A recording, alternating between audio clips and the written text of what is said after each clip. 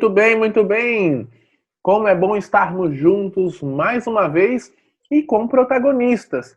Esse projeto tem a intenção de falar, de conversar com jovens que são protagonistas da sua própria vida e mais, promovem também o protagonismo a outros jovens. E hoje nós vamos conversar com o Davi. Não foi nada combinado, mas estamos aí juntos de vermelho, né? Não há nenhuma mensagem subliminar, não é, Davi? Foi só uma feliz coincidência. O suco também. O Davi, ele é jovem, estudante de Direito do Unisal de Lorena e também coordena, né, a Pastoral da Juventude Estudantil a nível nacional. E é com ele que nós vamos conversar um pouquinho nessa lanchonete chamado Protagonistas. Nós vamos sentar e nós vamos bater um papo, né, Davi? No final a gente pede a conta. Conta um pouquinho para nós do teu trabalho. Meu nome é Davi, como o Ronald já adiantou. Sou graduando em Direito do Unisal de Lorena. Sou natural de São José dos Campos. Eu moro em Lorena, mas nesses tempos de pandemia estou na casa dos meus pais, aqui em São José. Tenho meu trabalho também com a Pastoral da Juventude Estudantil, com o Ronald também já adiantou em nível nacional. E faço outros trabalhos também. Atuo na minha paróquia aqui em São José dos Campos, Paróquia Sagrada Família. Também tenho os projetos de pesquisa, incluindo alguns que o Ronald está envolvido. E algumas outras coisas que acho que a gente conversando aqui vamos me conhecendo melhor. Ô, Davi, conta para mim aqui, partilha um pouco para nós a importância de se fazer pastoral na escola, por exemplo. Pastoral da juventude. Primeiro que fazer pastoral da juventude, ser pastoral da juventude é um projeto de vida, né? Mas ser pastoral da juventude dentro da escola, como é que é isso? Sem dúvida é um projeto de vida. E acaba tendo um desafio a mais, ou um quê a mais, quando entra nesse espaço, que é a escola, que tem já uma devida importância pelo que a escola representa, né? Um espaço formativo que não todos, mas grande parte dos jovens estão passando ali. E também ser pastoral na escola é mais do que isso, é auxiliar nesse processo de formação.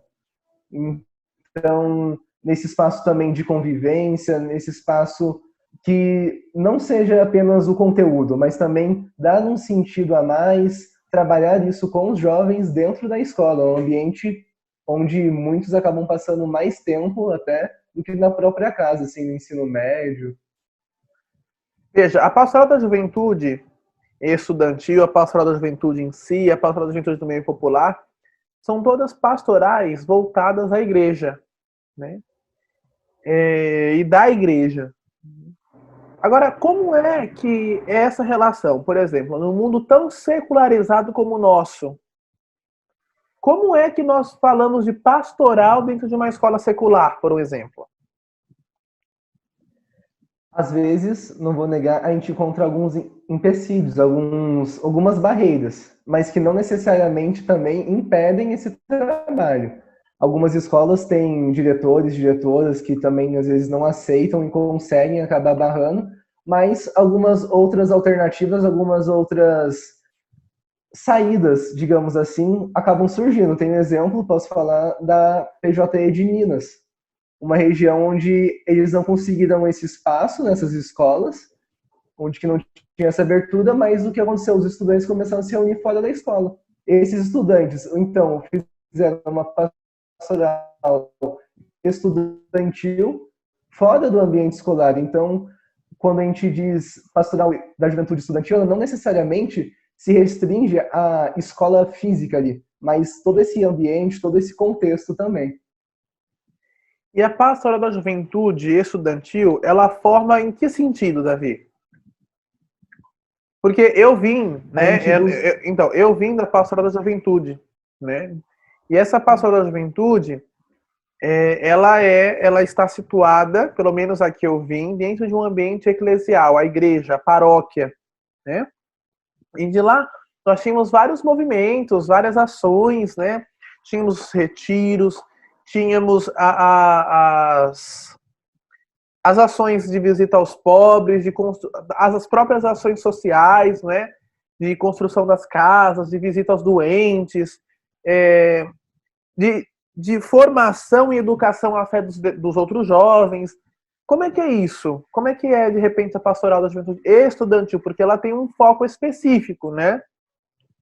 Sim, sim. A perspectiva sempre também é na formação integral, então a formação como um todo, englobando aí também a questão da espiritualidade, que sem dúvida é muito importante. Então, assim como a PJ, você disse, a gente também tem os nossos retiros, temos algumas experiências de missões também, e outras coisas como debates, alguns projetos da escola, alguns projetos também, não só na escola, mas também ajudando outras escolas onde aquele grupo não está situado.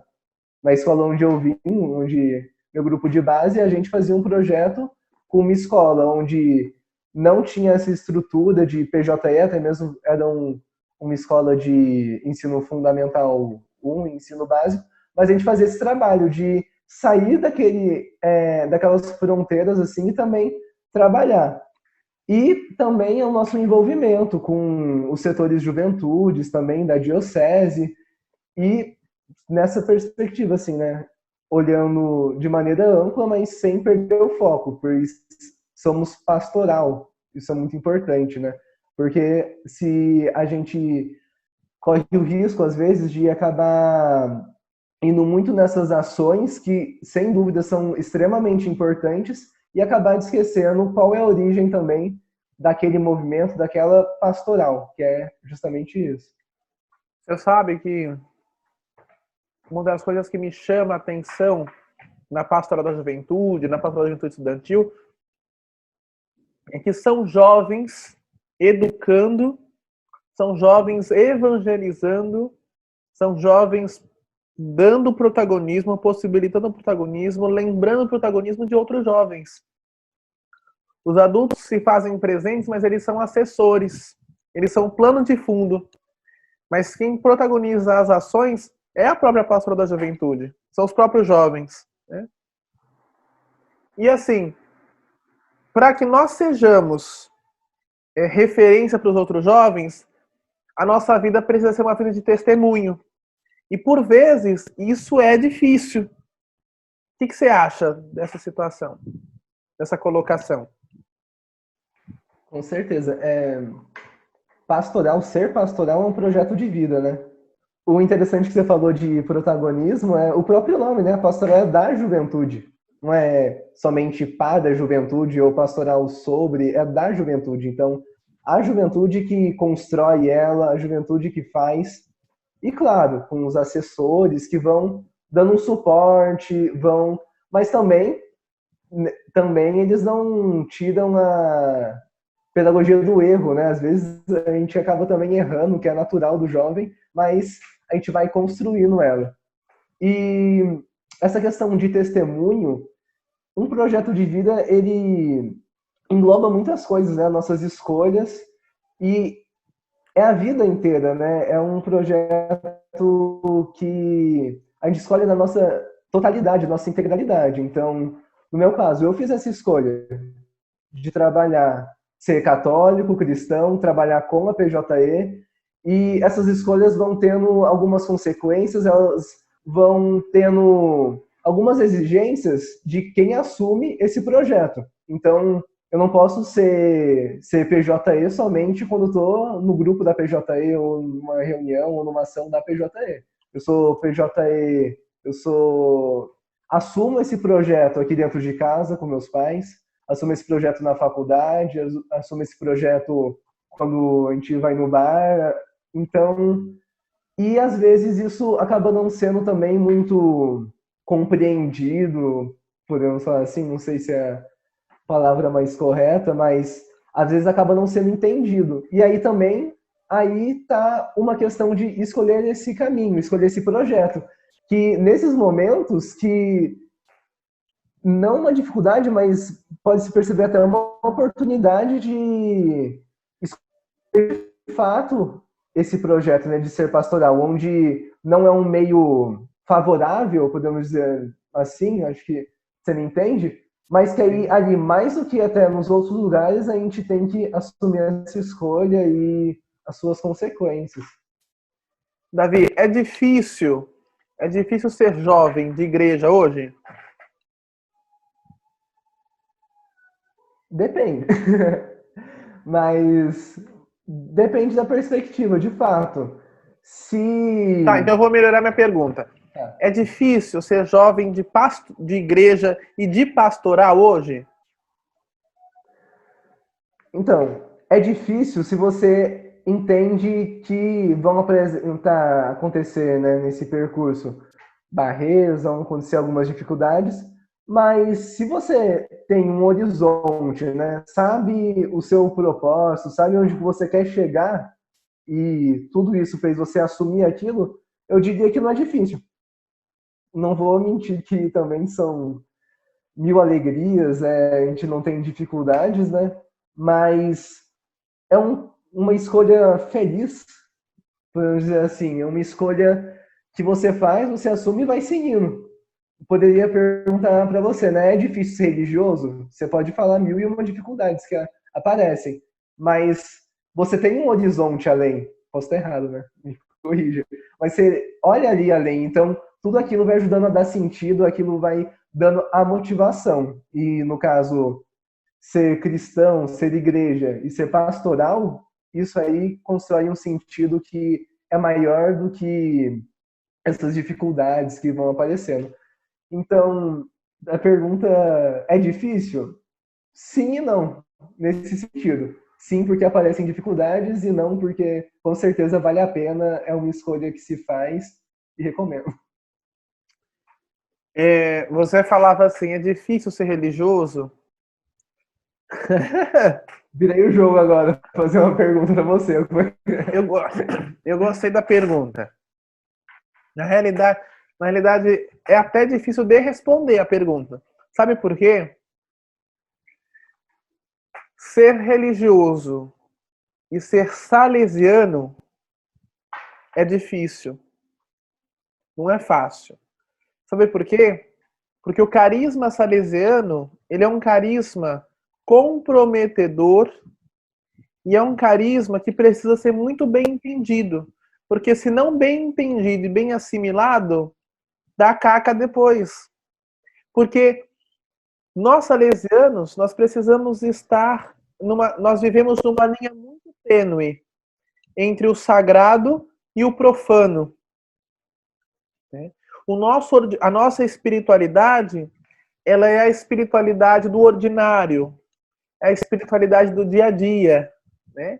É a espiritualidade da festa, não da bagunça. É a espiritualidade da festa, porque nós acreditamos que o Cristo está ressuscitado e se faz presente no meio de nós.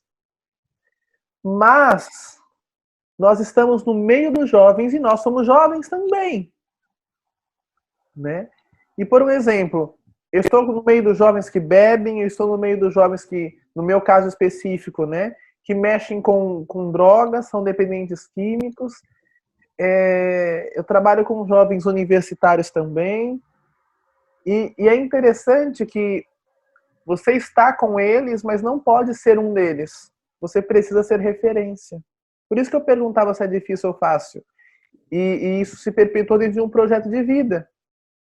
Porque eu preciso estar muito seguro das escolhas que eu fiz e do projeto que eu tenho. Porque se eu não tiver essa clareza, eu entro no balaio do gato. E aquilo que é projeto para mim e é motivação maior, que é o Cristo Jesus, porque é seguir o Cristo com os pés e as mãos de Dom Bosco, sendo salesiano, né? Uhum. De realizar essa experiência, você precisa ser muito seguro de si, da sua vocação e do seu projeto, saber para onde vai. Por isso que eu digo que é difícil, mas é uma dificuldade que, sem sombra de dúvidas, vale muito a pena. Né? No fim, né, Davi, terminamos no mesmo jeito, da mesma forma, vale a pena. Bonito. Achei interessante que você falou agora, né, de estar no meio, mas não ser um. É que a gente até fala na rádio, né, com os jovens, para os jovens. Então, jamais está distante, né, mas está no meio também, mas também está ali a serviço, né, está ali que, se não, como você disse, acaba caindo na bagunça, você acaba perdendo ali o objetivo, acaba perdendo o porquê você está ali, qual que é a sua missão também. Quando você fala de missão e você fala de motivação, Davi, para quem não sabe, foi meu aluno. É meu aluno ainda na extensão universitária, né?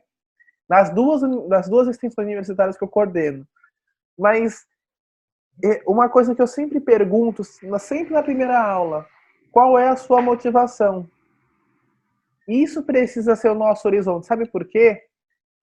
É interessante que quando nós vamos aos jovens, em relação a nós salesianos, né? Os jovens são para nós salesianos encontro com Deus, lugar teológico, lugar onde eu posso me encontrar com o sagrado.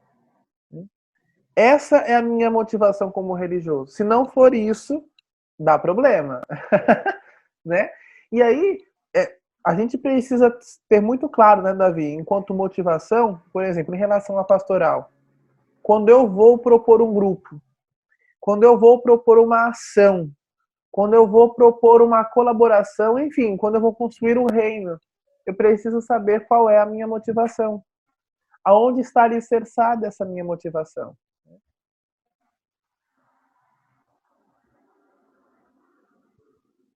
Davi morreu, acho que não chegou lá a minha fala, né? Oi, travou.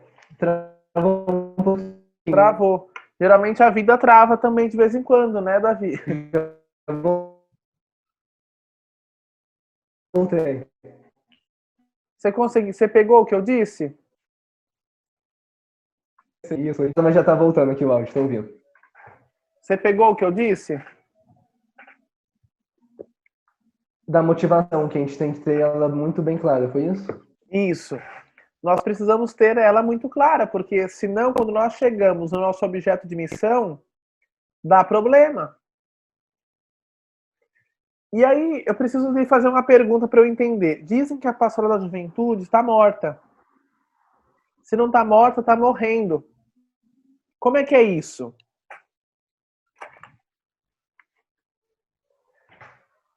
Tem uma frase de um autor que gostamos muito, que quando perguntam, no caso da teologia da libertação, perguntam o que sobrou dela, e ele diz, né, Deus e os pobres. Se alguém diz assim, a pastoral da juventude, as pastorais da juventude estão mortas, o que tem dela? Deus, os pobres e, sem dúvida, também a juventude, né? Essa juventude também, ainda falando dessa analogia, perguntando da pastoral se ela está morta, a juventude é cheia de vida, geralmente. A gente, claro que são juventudes, né? Com suas diversas expressões, seus diversos contextos, mas a juventude ela tem uma energia, ela tem uma sede, e isso também ajuda a mover. Claro que não é a única razão, como a gente estava falando da motivação. Qual a motivação da pastoral? Ela é, antes de tudo, pastoral. Mas esse tem o P, né? A pastoral, esse J, ele dá uma diferença. O modo de ser pastoral. A gente tem a pastoral familiar, por exemplo. É pastoral, mas é um outro jeito de ser, diferente da pastoral da juventude. Desde o modo que ela se constitui, até no jeito que a pastoral da juventude, as pastorais da juventude, elas vão agir, elas vão pensar. E você ia falar. Eu, quando tive a alegria de conhecer Dom Pedro Casaldáliga, Dom Pedro dizia assim: você faz parte da PJ, Pastoral de Jesus. Né? E eu nunca esqueci disso, porque ele disse que a juventude está em Jesus e com Jesus. Por isso que é PJ. E aí é claro que as pessoas muitas vezes olham a pastoral da juventude com maus olhos, pelo sentido que ela traz e, claro, também pelas incoerências de alguns membros. Isso a gente não pode deixar de falar. Né? Mas, todavia, porém, portanto, porquanto, não podemos também deixar de lembrar as inúmeras positividades, os inúmeros feitos que a pastoral realiza e o quanto ela faz bem na vida de muitos jovens. né? O quanto ela devolve, ela lembra que o jovem é protagonista da sua vida. E como ela também tem a sua própria metodologia, que é adotada por organismos sérios da igreja, ver, julgar, agir e celebrar, né? Como ela tem uma metodologia interessantíssima no acompanhamento dos jovens, e no último programa Protagonismo, no último projeto, eu falava justamente isso, que o momento de juventude, e eu falo isso porque eu sou jovem, é um momento sério de questionamentos. É um momento sério de busca de respostas e encontro de algumas respostas, né? E a pastoral da juventude, quando ela propõe o ver, o julgar, o agir e depois o celebrar, ela vai de encontro com um projeto eficaz de acompanhamento, não só da fé, mas da vida. Porque essa é uma metodologia que você aplica no seu cotidiano, na sua vida, né? Sem dúvidas. E isso também acaba gerando as críticas, né? Porque provoca, mexe. O jovem, ele se enxergando também como um protagonista da própria vida, questionando, buscando algumas respostas, como você disse, né? A gente não tem sempre a resposta de tudo, nem deve ter. E isso tudo acaba mexendo, acaba agitando, né? Movimentando. E é um movimento que acaba incomodando quem, de certa forma, tá ali quieto, tá, para não ficar repetitivo, né? Acomodado. E isso leva um jeito de pensar, um jeito de ser igreja, mas também um jeito de ser jovem, ser humano também. E pode ter certeza, né? Quem passa pela PJ, pela PJE, PJLP, PJR, quem passa pelas pastorais da juventude, eu não vou falar todos, mas assim, grande maioria leva isso para a vida inteira, né? Depois vai se enganjar, talvez, com as outras pastorais, com outros movimentos, mas acaba marcando aquela fase que é tão importante da vida do ser humano, né? A juventude, e ajuda também a construir, a solidificar alguns valores, até mesmo esses questionamentos que se levantam, vai estar num ambiente propício para isso e que vai estar desenvolvendo isso de uma maneira muito boa. E Davi, nós não podemos esquecer, e eu gosto de lembrar disso, o pastoral da juventude e as juventudes da igreja, elas precisam ser proféticas. Elas precisam cada vez mais delinear o rosto profético de Jesus, né? E na realidade, essa é uma grande marca da pastoral da juventude, a sua profecia, né? É muitas vezes, inclusive, revoltada, carregada de preocupação, preocupada de amor, por amor. Isso precisa ficar claro, porque se eu defendo a causa dos negros é porque eu os amo e os entendo como meus irmãos. Se eu defendo como igreja também a causa LGBT, é porque eu os amo e são meus irmãos. Porque Deus, Jesus, nos ensina a falar com Deus, o chamando de Pai. E se Ele é Pai, Ele é Pai nosso. E se Ele é meu Pai e é teu Pai, nós somos irmãos. E além de qualquer escolha, de qualquer queixa, de qualquer situação, somos todos irmãos porque somos filhos de Deus. Né? E a pastoral, ela faz questão de dizer, e eu acho bonito isso, né? E tantos nomes do nosso Brasil, da teologia, não só da libertação, né? Mas da teologia dogmática, vai nos trazer, por exemplo, o padre João Roberto Libânio, né? Que homem esplêndido, falecido, né? Jesuíta, para não lembrar qual a congregação, né? Mas padre João jesuíta, quantas vezes ele fala, né? Falar de reino é falar de poder, né? nós como pastoral, nós construímos a civilização do amor. Porque Deus é amor, está em João capítulo 1. Deus é amor na casa de São João, não é? Ele chama Deus de amor. E nós somos a sua civilização porque somos seus filhos.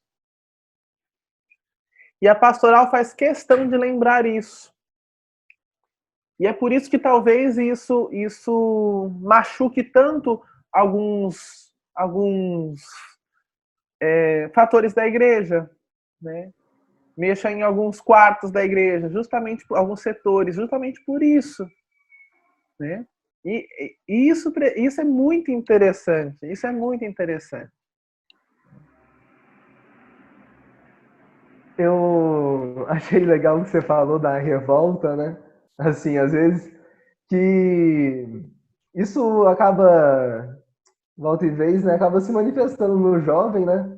É uma característica que às vezes tenta ser abafada, né? Como se fosse algo totalmente negativo, como se fosse algo que não devesse ser sentido, né? Mas nesse segmento como pastoral, né, e com esse projeto de construção do reino de Deus, a civilização do amor, seguindo os passos de Jesus, a gente lembra também, né, que Jesus também foi jovem, Jesus também teve seus questionamentos e até mesmo suas revoltas, né? E é interessante a gente saber isso, saber trabalhar esse momento, amadurecer ele, mas também sem deixar de viver, sem deixar e de ser igreja, sem deixar de perder esse horizonte de construção do reino de Deus, da civilização do amor, e independentemente do ambiente também.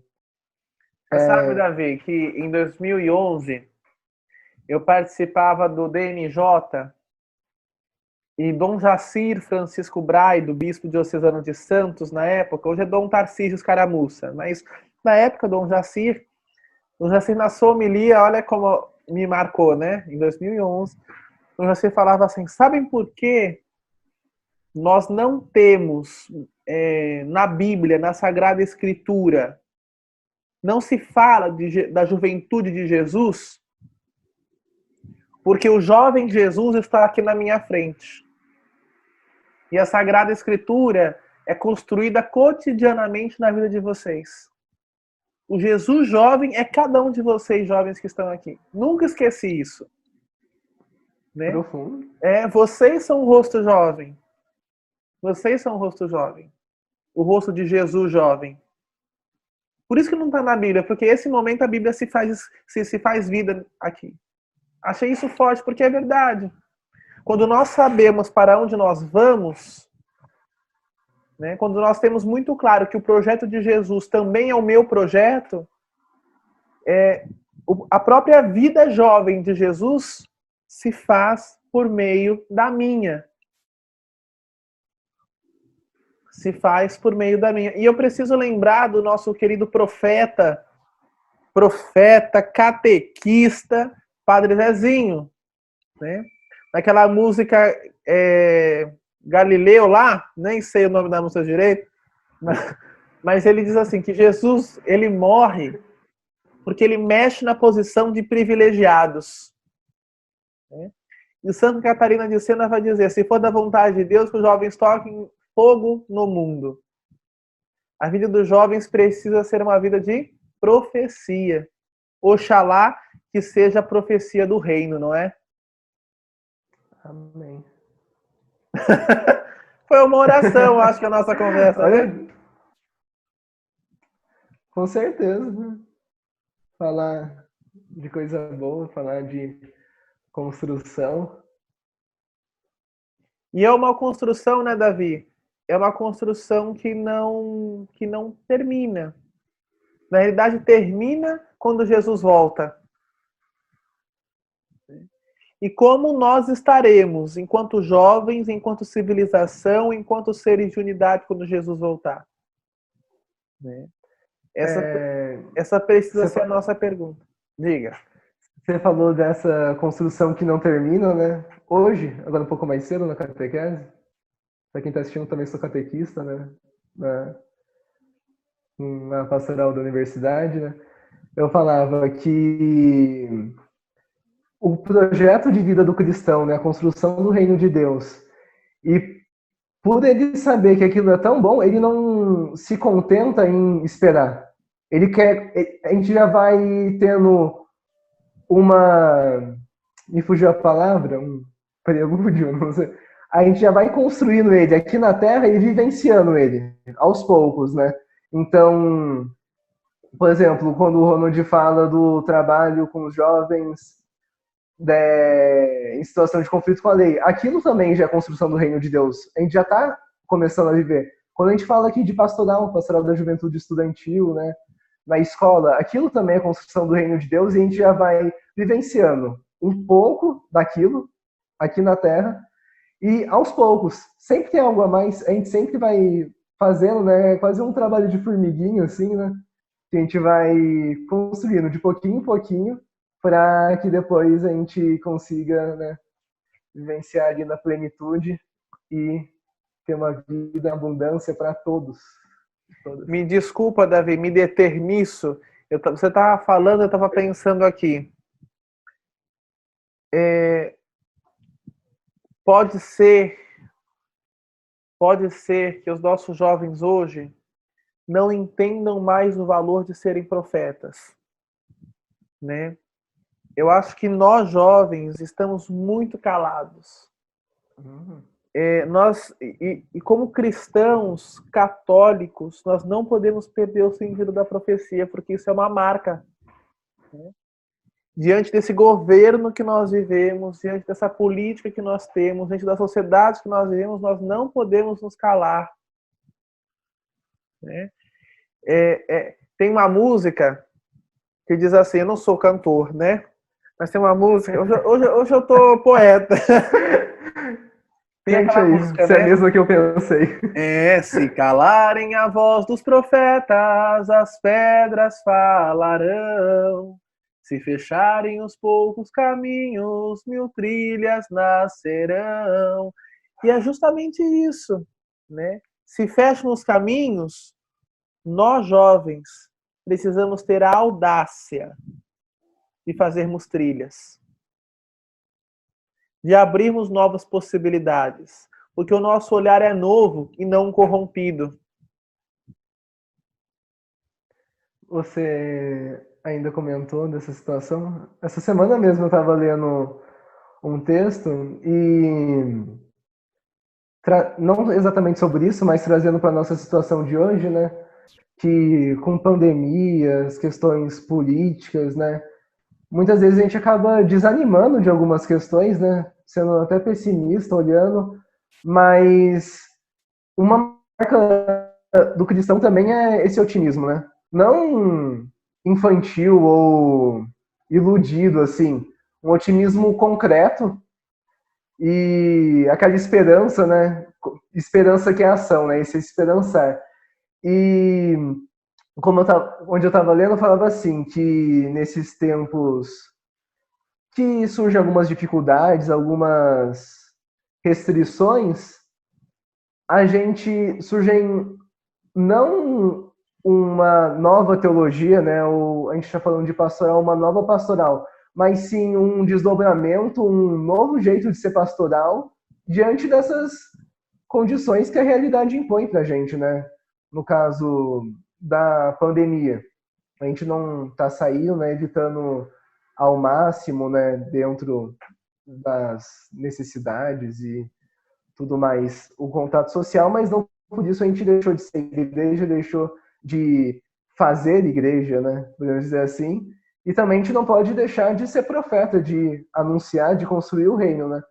E aí a gente vai pensando em novas alternativas para não calar essa voz dos profetas, né? Não calar essa voz e continuar, né? Às vezes acaba sendo meio difícil, falo por mim mesmo, né? Uma situação que ninguém esperava, né? Mas a gente vai sempre se adaptando, sempre se moldando dentro de uma mesma perspectiva, mas não seria a palavra reinventando, mas se refazendo ali.